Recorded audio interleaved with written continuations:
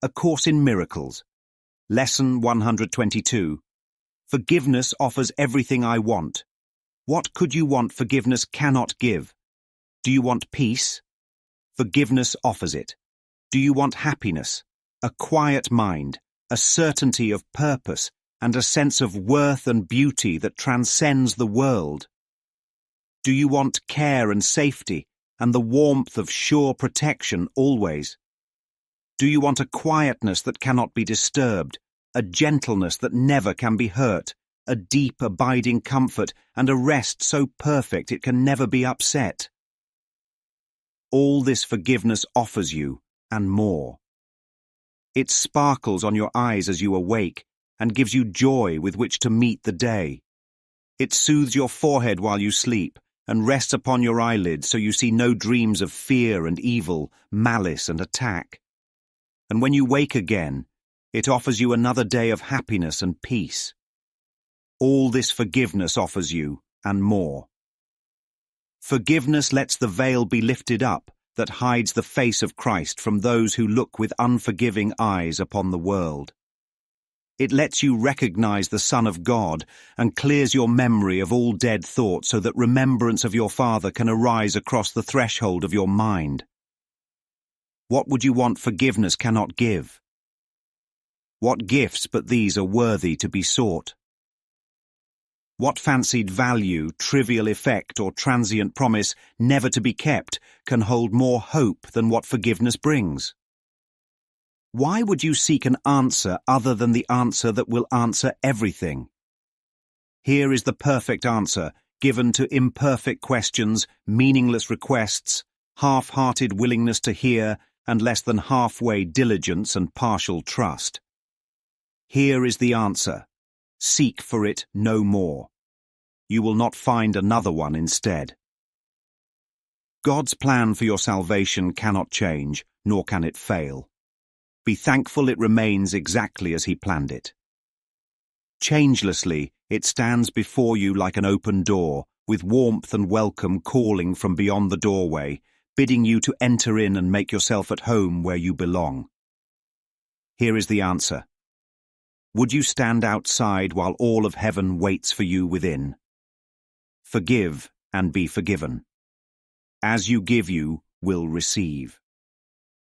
There is no plan but this for the salvation of the Son of God. Let us today rejoice that this is so, for here we have an answer, clear and plain, beyond deceit in its simplicity. All the complexities the world has spun of fragile cobwebs disappear before the power and the majesty of this extremely simple statement of the truth. Here is the answer. Do not turn away in aimless wandering again. Accept salvation now. It is the gift of God, and not the world. The world can give no gifts of any value to a mind that has received what God has given as its own. God wills salvation be received today, and that the intricacies of your dreams no longer hide their nothingness from you.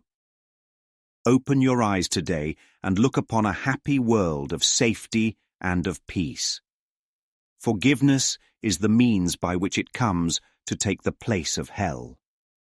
In quietness it rises up to greet your open eyes and fill your heart with deep tranquility as ancient truths, forever newly born, arise in your awareness.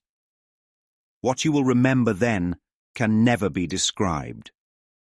Yet, your forgiveness offers it to you. Remembering the gifts forgiveness gives, we undertake our practicing today with hope and faith that this will be the day salvation will be ours. Earnestly and gladly will we seek for it today, aware we hold the key within our hands, accepting heaven's answer to the hell we made, but where we would remain no more.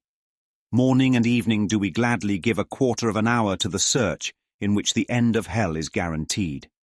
Begin in hopefulness, for we have reached the turning point at which the road becomes far easier. And now the way is short that yet we travel. We are close indeed to the appointed ending of the dream. Sink into happiness as you begin these practice periods, for they hold out the sure rewards of questions answered and what your acceptance of the answer brings. Today it will be given you to feel the peace forgiveness offers and the joy the lifting of the veil holds out to you. Before the light you will receive today, the world will fade until it disappears, and you will see another world arise you have no words to picture.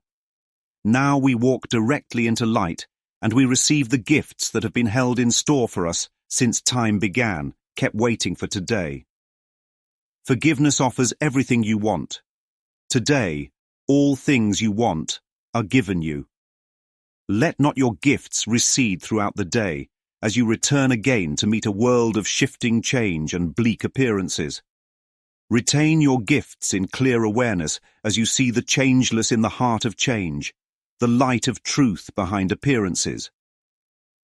Be tempted not to let your gifts slip by and drift into forgetfulness, but hold them firmly in your mind by your attempts to think of them at least a minute as each quarter of an hour passes by.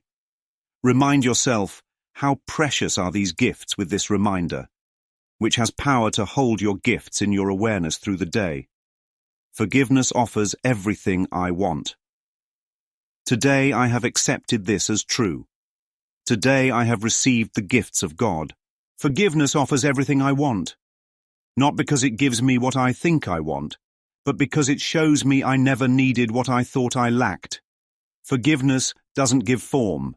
It dissolves illusion. It doesn't grant safety in the world. It reveals that danger was never real.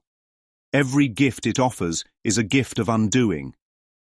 It takes the heavy veil I wrapped around my mind and gently lifts it, not to change what's there, but to reveal what was always true. I thought forgiveness was release from the guilt of another, but it's the mercy that ends my war with myself. Do I want peace? Then I must stop arguing with reality. Do I want happiness? Then I must stop blaming the mirror for the face it reflects. Do I want certainty of purpose?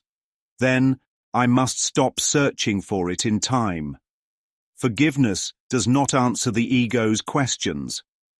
It ends the need to ask, because the questions were built on a false premise, that something is wrong, that someone is guilty, that something went wrong in God's perfect plan.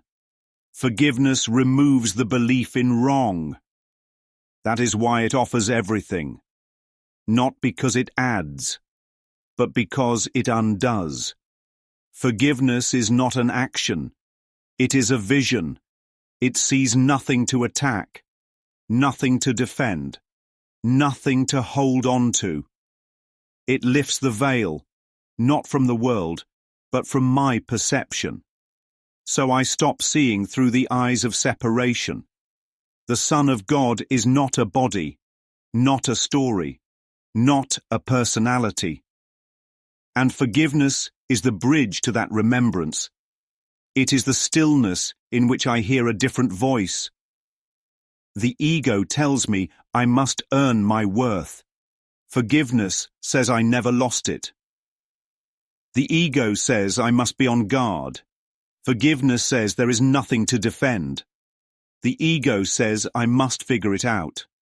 Forgiveness says I was never asked to.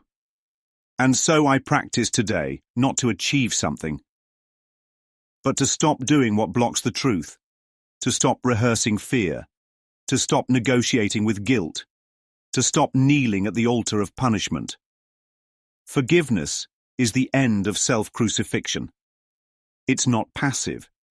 It's not blind. It is a blazing recognition that nothing real can be threatened. That innocence is not restored. It is remembered.